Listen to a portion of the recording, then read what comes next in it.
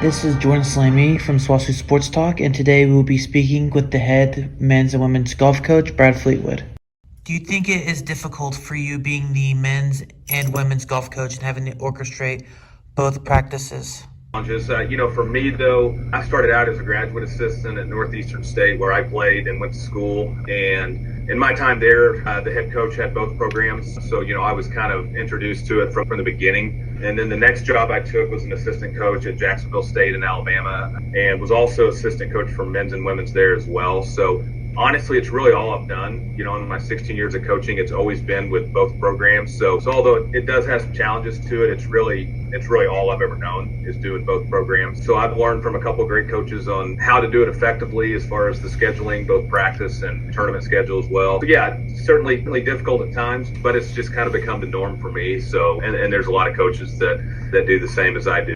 Do you think it affects the teams negatively to always being on the road all the time? They can't have their friends from school come watch because you guys are in different parts of the country competing. Yeah, I don't think. When you compare it to other programs on campus, yeah, it's certainly different. We don't technically have any home games. However, golf's an individual sport outside of the high school aspect and the college aspect. So a lot of these players are, they're used to, as far as a fan base goes, just being, family and friends. And, we go to tournaments and it's the same situation for other teams as well. There's going to be a few spectators out there, but again, typically not more than just family and friends. So it's something they're used to. Obviously it'd be fun to have the atmosphere that a lot of the other teams have, but it's just the nature of our sport, and I don't think it affects them negatively whatsoever.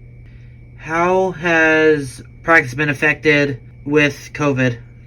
Jordan, honestly, for us, again, with us being a little bit different to some of the other sports, I'd say it really hasn't affected us a whole lot. The biggest thing we've had to deal with is obviously not getting to play in competition yet, and hopefully that's going to take off here in a couple of weeks. But the NCAA went out and basically ranked every sport in relation to risk, high, medium to low, and we're one of the lowest risk sports as far as transmission goes because everything is outside.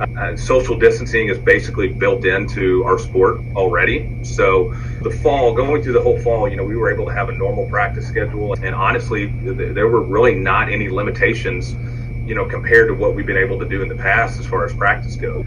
The thing that we got to be careful about that from a protocol standpoint that everybody does, if we're in our indoor facility here, we've obviously got to mask up, but even in that, we're outside at this indoor facility a lot too. So I think the biggest change for us has just been team workouts. We do yoga a couple times a week and work with our strength coaches as well. So, just wearing masks in those situations has been a little bit of an adjustment, but again, it's been the same for everybody in that regard. So I think it's becoming not any more fun having to do that, but certainly more of the norm for right now. So yeah, we've been lucky in that regard. There just hasn't been a whole lot of wrenches thrown at us in regards to how we have to operate day to day in practice.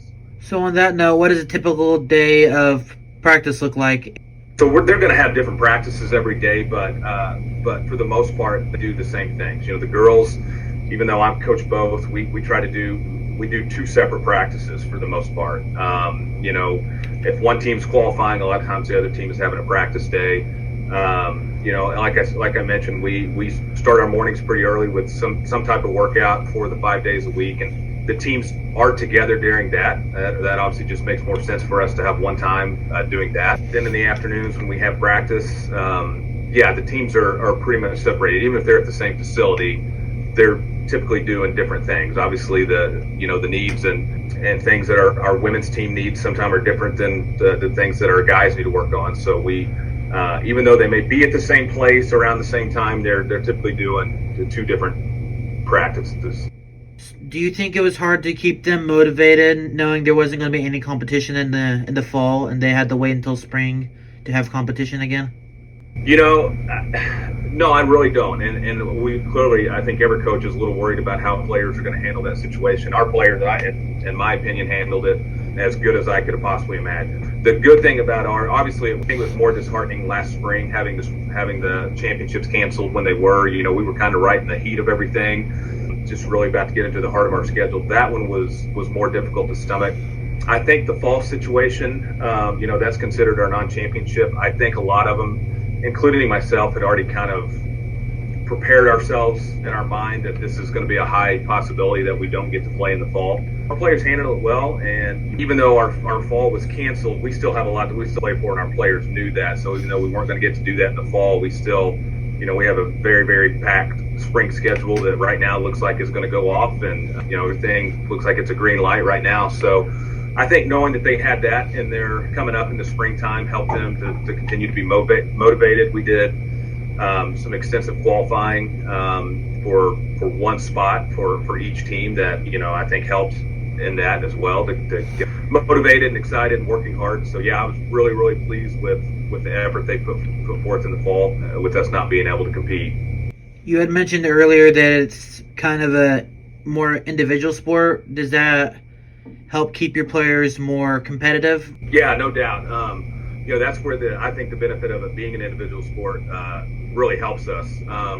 Again, like right now we're going through our qualifying. Well, we only take 5 players to a tournament. Our girls team has 8, our men's team has 11 right now. So there's going to be a significant amount of players that are going to be staying home. So right now we still have the team mindset, and they're all still teammates. We're at a point right now where it's kind of every person for themselves, battling for a spot in that lineup. So we have to switch gears a little bit in that regard. Right now, they're wanting to beat each other's brains out, in a obviously in a respectful way by all means, but they want to beat each other. And that's kind of the point of qualifying right now, is that individual getting themselves in the lineup. So that's where a lot of personal responsibility comes in. If your game's not where it needs to be at this point in the season, then there's nobody on your team that's going to cover for you. You've got to, you're exposed, and you've got to take care of it yourself. So if there are some weaknesses going on, there's a lot of personal responsibility in taking care of those weaknesses and being able to qualify for our next event.